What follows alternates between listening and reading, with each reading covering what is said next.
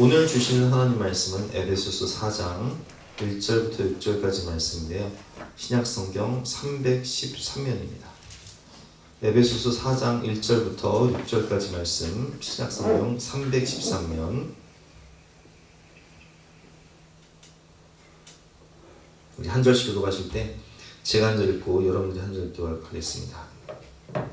그러므로 주 안에서 갇힌 내가 너희를 권하노니 너희가 부르심을 받은 일에 합당하게 행하여 모든 겸손과 온유를 하고 오래 참음으로 사람 가운데서 서로 용납하고 평안에 매는 줄로 성령이 하나 되게 하시는 것을 힘써 지키라. 몸이 하나여 성령도 한 분이시니 이와 같이 너희가 부르심의 한 소망 안에서 부르심을 받았느니라. 주도 한 분이시요 믿음도 하나요 세례도 하나요 하나님도 한 분이시니 곧 만유의 아버지시라. 만유 위에 계시고 만유를 통일하시고 만유 가운데 계시도다. 아멘.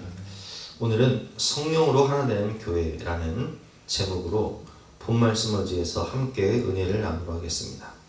에베소서는 교회론이라고 말씀을 드렸죠.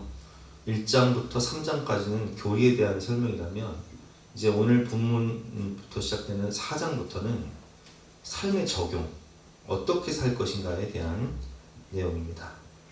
그래서 1절 말씀은 그러므로 어떻게 살 것인가. 주 안에서 갇힌 내가 너희를 권하오니 부르심을 받은 일에 합당하게 행하여 라고 되어 있는데, 여기서 부르심을 받다라는 뜻은, 여러분 교회에는 원어가 에클레시아죠. 헬라어는 에클레시아. 에클레시아의 뜻은 부르심을 받은 사람들이라는 뜻이에요. 하나님이 우리를 부르셨잖아요. 우리가 사람이 마음으로 자기의 길을 계획할지라도 그 걸음을 인도하시는 분은 여호와시다 라는 말씀처럼, 내가 내 발로 교회 나온 것 같지만 그것이 아니라 성령의 이끌림을 따라 하나님이 영생을 주시기로 작정된 자들을 교회로 불러주신 거예요. 그래서 에클레시아라는 뜻은 부르심을 받은 사람들이라는 뜻인데, 부르심을 받은 사람들이 바로 교회예요. 근데 그 교회의 성도들이 오늘 말씀을 보니까 부르심을 받은 일에 합당하게 행하여 라고 되어 있는데, 합당하게 행하여 라는 뜻은 교회답게 가치 있게 행하라는 의미예요. 그것이 무엇입니까? 하나됨이에요. 교회답게, 하나님의 가족답게 하나 되어 살아라. 4절부터 보겠습니다. 몸이 하나요. 여러분 교회는 누구의 몸이죠? 주님의 몸이잖아요. 교회 머리는 누구세요? 예수 그리스도. 우리는 교회의 지체잖아요. 그 몸이 하나라는 거예요. 교회는 하나라는 거예요. 머리 대신 예수 그리스도의 지체라는 것이죠. 우리가 몸이 하나요. 성령도 한 분이시니 이와 같이 너희가 부르심의 한 소망 안에서 부르심을 받았느니라. 부르심의 한 소망 안에서 우리가 교회가 되었다는 거죠. 주도 한 분이시요 믿음도 하나요. 우리가 오늘 세례도 받지만 세례도 하나란 말이에요. 그래서 우리는 교단과 교파를 떠나서 그분이 세례를 받았으면 그걸 다 인정해줘요. 그분이 뭐 순복음교회를 다녔던, 성결교회를 다녔던, 장로교회를 다녔던 상관없이 세례도 하나이기 때문에 그냥 세례를 받았다 하면 세례 교인이구나 이렇게 인정을 해드린단 말이에요. 하나님도 한 분이시니 곧 만유의 아버지시라. 우리는 한 분, 한 하나님을 아버지로 모시고 살아가는 하나님의 자녀, 하나님의 권속, 하나님의 가족이라는 거예요. 하나라는 거죠.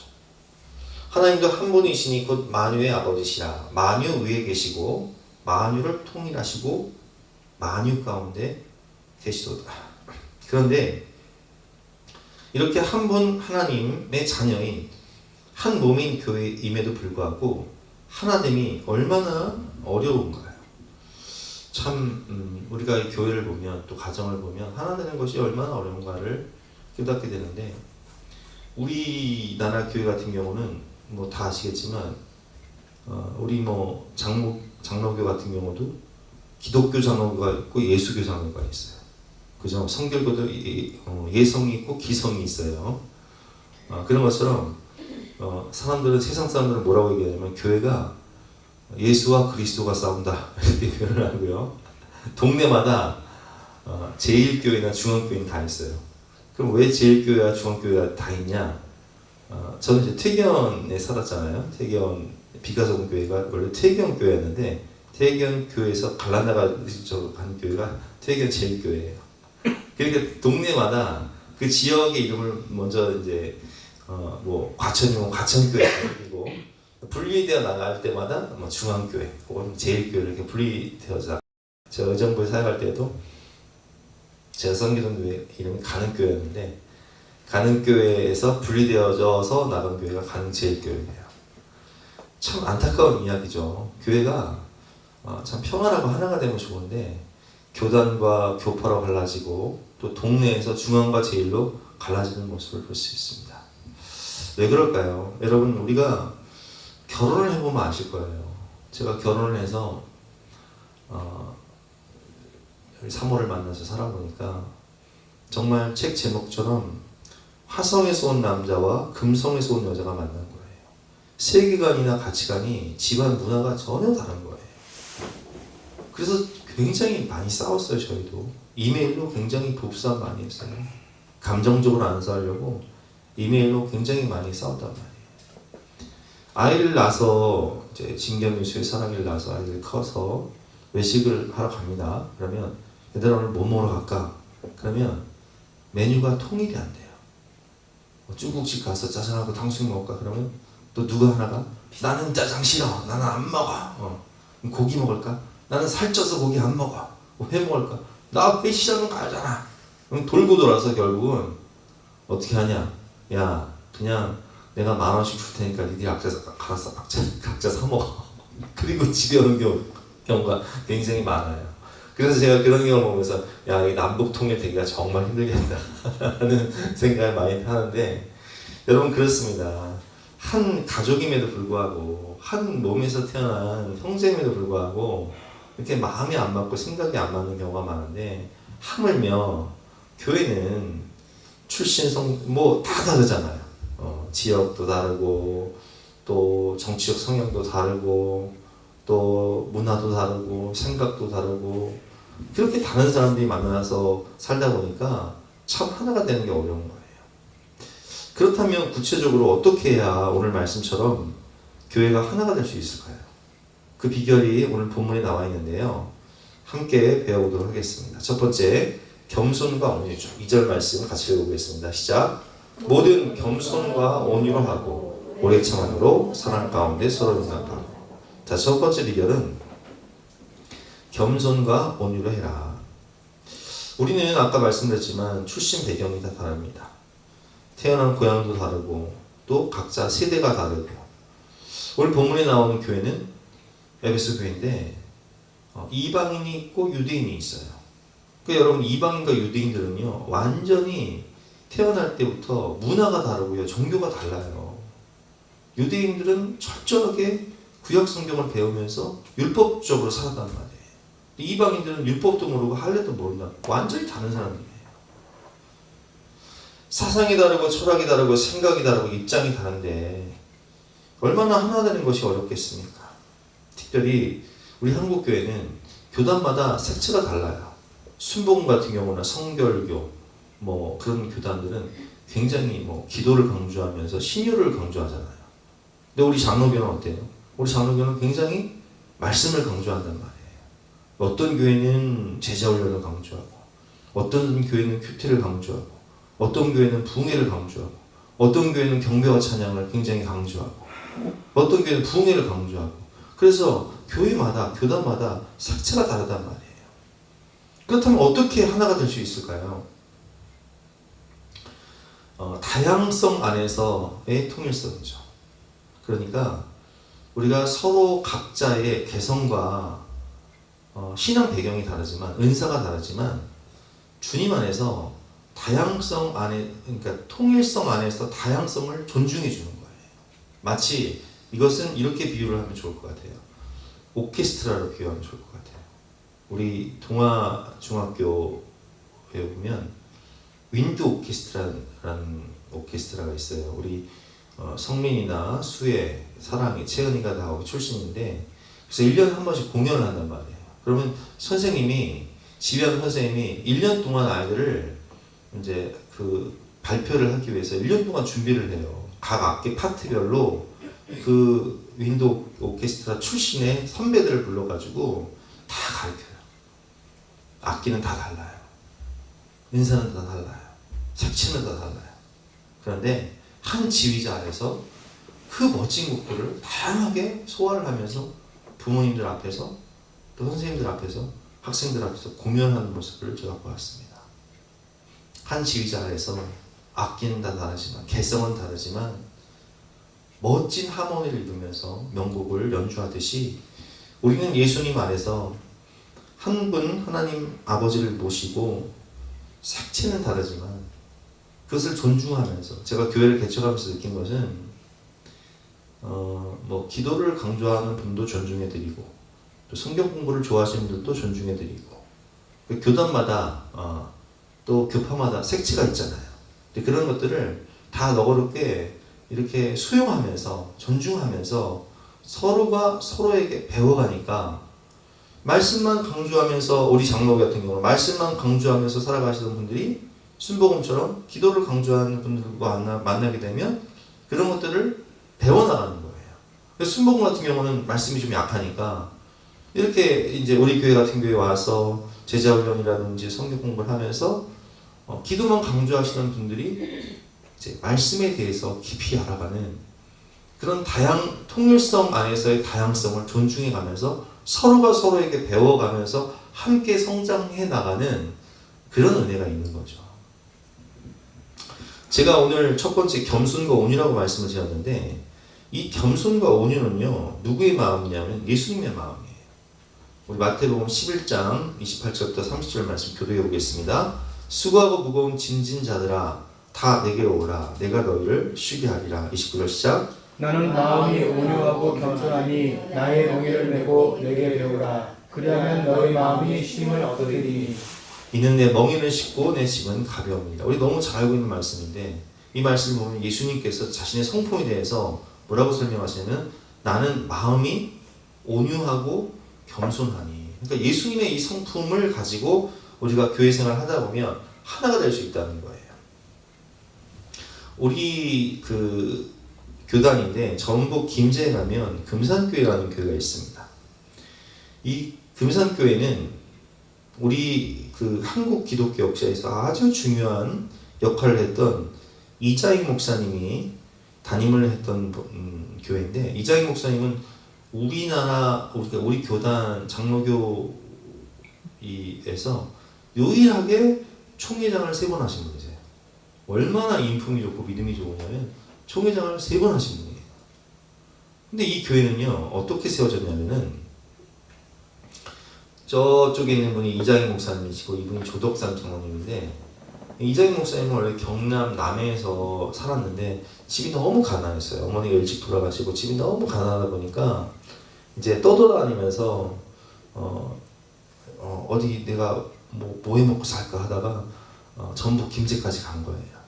근데 김제에 이 조덕삼 씨 집에 머슴으로 마부로 일을 하게 됩니다. 이 조덕삼 씨는 굉장히 그 동네의 유지였어요. 잘 사는 분이었어요. 그래서 이제 이 이자익 머슴을 마부로 채용을 해서 함께 그 집에 살아가는데 그 집에 선교사님이 오셔가지고 복음을 전한 거예요. 그래서 한 날 이 두 분이 같이 세를 받아요. 주인과 종이 같이 세를 받는 거예요. 근데 이 조덕삼 장로님이 참 믿음도 좋아서 또 마음도 너그러워서 그러면 이 동네에도 교회가 있어야 되니까 우리 집에다 교회를 세웁시다 해서 교회를 세운 거예요. 그 사람들을 전도해가지고 많은 사람들이 세례를 받고 이 교회가 성장해 나가니까 우리가 이제 올 연말에 임직식을 하지만 이 교회도 임직식을 할 때가 되어가지고 장로를 뽑자 해가지고 장로 투표를 했는데 후보가 누구였냐? 이 두 사람이 오른 거예요. 한 사람은 그 집 주인이면서 교회 설립자고 한 사람은 그 집의 머슴이에요. 근데 나이도 15살 차이가 나요. 이 조덕삼 씨가 15살이 많아요. 그러면 장로 투표를 하면 여러분 생각할 때 누가 장로가 될 것 같아요? 상식적으로 생각할 때는 그 집 주인이면서 교회를 설립하고 나이도 많은 조덕삼 씨가 돼야 되잖아요. 근데 투표를 했는데 세상에 머슴이었던 이자익 씨가 선발이 된 거예요. 투표수가 더 많았어요. 그 교인들이 굉장히 참 당황스럽잖아요. 본인들도 당황스럽지만 교인들도 당황스러울 거 아니에요. 근데 조덕삼 씨가 그때 딱 일어나서 이렇게 얘기했다고. 여러분들 참 훌륭한 일을 하셨습니다. 이자익 씨는 무슨 일을 하든지 죽게 하듯 하는 그런 훌륭한 인품을 가지고 계신데, 그럼 저도 우리 이자익 장로님을 잘 모시고 신앙생활 할 테니까 여러분도 그렇게 해달라고. 그래서 이 종을 장로님으로 딱 세워가지고 잘 섬겼어요. 근데 더 훌륭한 것은 제가 아까 말씀드렸지만 15살이 아들이라고 했잖아요. 자기 아들과 함께 공부를 시킨 거예요. 머슴인데 공부를 시켰어요. 그리고 공부를 이제 이분이 굉장히 잘했거든요. 그러니까 유학을 보냈어요. 저 평양에 장로의 신학대, 원래 장신대가 평양에 있었거든요. 숭실대도 그렇고. 평양의 장로의 신학대학교에 보내가지고 목회자가 될 수 있도록 학비며 용돈이며 생활비며 다 보내줘가지고 세상에 이자익 목사님이 목사 안수를 받자마자 이 장로님이요, 이제 나중에 장로님 됐죠. 조덕삼 장로님이 다른 교회 가지 마시고 우리 교회에 오셔서 담임을 하시라고 해서 청빙을 해요. 대단하죠. 그래서 이자익 목사님이요, 우리 교단에 유일하게 총회장을 3번이나 하실 만큼 대전시학교의 설립자이시기도 하시고 굉장히 하여튼 뭐 우리 교단에서는 인정받고 존경받는 분이신데 그런 이제 훌륭한 목회를 하시죠. 근데 저는 이 이야기를 들을 때마다 참 더욱더 존경스러운 분이 누구예요? 조덕삼 장로님이시죠. 이자익 목사님을 세워주시고 키워주시고 후원하시고 어떻게 보면 참 만들어주신 분이시잖아요. 그래서 이 조덕삼 장로님의 겸손하고 온유한 성품이 이자익 목사님을 만들었다. 금산교회를 명품교회로 만들었다. 여러분 그렇습니다. 빌립보서 2장을 보면 예수님의 성품이 나와있죠. 빌립보서 2장을 보면 같이 한번 읽어볼까요? 그러므로 그리스도 안에 무슨 권면이나 사랑의 무슨 위로나 성령의 무슨 교제나 긍휼이나 자비가 있거든. 2절 시작. 마음을 같이하여 같은 사랑을 가지고 뜻을 합하여 한 마음을 품어. 3절 제가 읽어보겠습니다. 아무 일든지 다툼이나 허용을 하지 말고 오직 겸손한 마음으로 각각 자기보다 남을 낫게 여기고. 근데 조덕삼 장로님은 정말 겸손한 마음으로 이자익 자기보다 15살이나 어린 그 모습을 자기보다 낫게 여겼어요. 저분이 훨씬 저보다 낫습니다. 인품이나 믿음이나 성실함이나 모든 면에서 저분이 저보다 낫습니다 하고 세워준단 말이에요. 참 대단하지 않습니까? 근데 하나님이 조덕삼 장로님을 높여주시는, 방금 제가 말씀드렸지만 저는 이자익 목사님보다 조덕삼 장로님을 더 낫게 여겨요. 그 인품이 믿음이 훨씬 나아요. 그래서 빌립보서 2장을 보면 너희 안에 이 마음을 품으라. 곧 그리스도 예수의 마음이니. 여러분 예수님은 어떤 분이시죠? 하나님의 본체이세요. 5절 말씀 보면 그는 근본 하나님의 본체시나 하나님과 동등됨을 취할 것으로 여기지 아니하시고 오히려 자기를 비워 종의 형체를 가지사 사람들과 같이 되셨고 사람의 모양으로 나타나사 자기를 낮추시고 죽기까지 복종하셨으니 곧 십자가에 죽으시니라. 여러분 그렇습니다. 우리는 신앙생활을 하면서 이런 마음을 가져야 돼요. 남을 나보다 낮게 여기고 겸손한 마음으로 당신이 옳습니다. 당신 말이 맞습니다. 부부 생활할 때도요, 이런 자세가 참 중요해요. 배우자가 어떤 말을 할 때 당신 말이 맞네, 참 일리가 있네, 좋은 의견이네, 그렇게 합시다. 이렇게 따라주면요 가정이 굉장히 평화로워요. 근데 주장하는 자세를 가지게 되면요 굉장히 다툴 일이 많고 싸울 일이 많습니다. 저도 목회를 하면서 우리 교회 우리 중직자들은 참 성품이 너무 온유하고 겸손한 분들이 많고 너그러운 분들이 많아요. 근데 저희는 우리가 재직회를 하든 당회를 하든 공동회를 하든 한 번도 지금까지 다툰 적이 없어요. 왜냐면 다들 마음이 너그러우니까 그냥 어떤 의견을 내도 그냥 별 이상이 없으면요 뭐 그렇게 하시죠. 좋은 의견이네요. 그렇게 하시죠. 통과가 되고요. 제가 의견을 내놓든 장로님들이 의견을 내놓든 집사님들이 의견을 내놓든 연말 결산을 해서 제정을 할 때도 뭐 누가 좋은 의견 내놓으시면 굉장히 좋은 의견이네요. 뭐 그렇게 하시죠. 통과를 하고 한 번도 다툰 적이 없어요. 겸손하고 온유한 분들이 보이니까 교회가 다툴 일이 없더라고요. 예수님의 성품이죠. 두 번째는 비결이 뭐냐면 오래 참는 거예요. 우리 2절 말씀 다시 한번 보겠습니다. 시작. 모든 겸손과 온유하고 오래 참음으로 사랑 가운데 서로 용납하고 오래 참는다. 오래 참는다는 것은요, 원래 이제 오래 참는 그런 성품을 가진 분들이 계세요. 그런 분들 계시긴 하죠. 아주 지극히 드물긴 하지만 그런 분들이 계세요. 대표적으로 우리 교회 조성원 집사님. 이분은요, 살면서 부부싸움을 한 번도 안 했대요. 대단하지 않습니까? 그래서 비결이 뭔지 물어봤어요. 조성원님한테. 집사님, 어떻게 결혼한 지 20년이 넘었는데 그 부부싸움을 한 번도 안 할 수 있어요? 아니, 집사님 화도 안 나요? 그러면 그분이 그러더라고요. 원래 그분이 충청도 분이잖아요. 서산 분이신데 충청도 특징이 뭐예요? 말은 느려도 행동은 빨라요. 그잖아요. 근데 말만 느린 게 아니에요. 이분이 뭐라고 얘기하시냐면, 목사님 저는요 화낼 타이밍을 놓쳐요. 무슨 얘기냐면, 이제 부부싸움을 하다가 화가 날 일이 있으면 화가 확 우리 같은 사람 확 치받잖아요. 그래서 근데 이분은 화가 천천히 올라오는데, 화가 하도 천천히 올라와서 점심에 부부싸움을 했으면 그 화가 저녁에 올라온대요. 어떤 날은 다음 날에 올라온다는 거예요. 그래서 화낼 타이밍을 놓친다는 거예요. 그래서 한 번도 싸운 적이 없대요. 근데 그런 분들은 정말 천에 하나 만에 하나 있는 분들이죠. 어떻게 우리가 오래 참을 수 있을까요?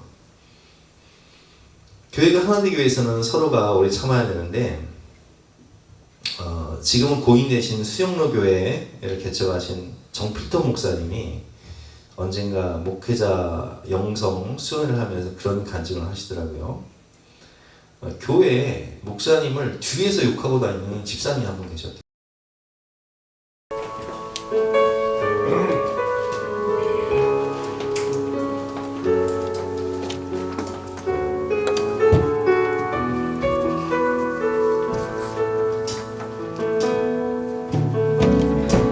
주 안에 우리 하나 모습은 달라도 예수님 한 분만 바라네. 사랑과 선행으로 서로를 격려해 따스한 으로 보듬어가리.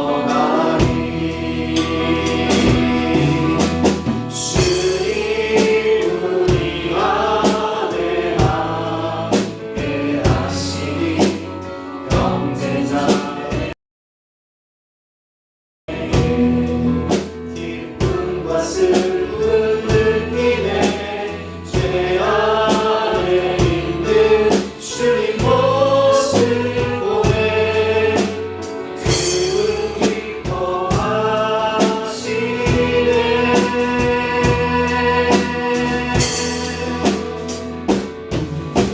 주님 우리 통해 계획하시니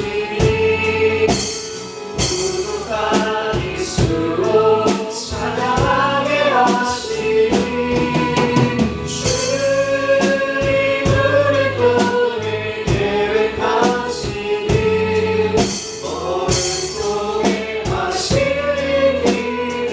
다시 한번 사용합니다. 주 안에 우리 하나. 주 안에 우리 하나 모습은 달라도 예수님 한 분만 바라네. 사랑과 선행으로 서로를 격려해 따스한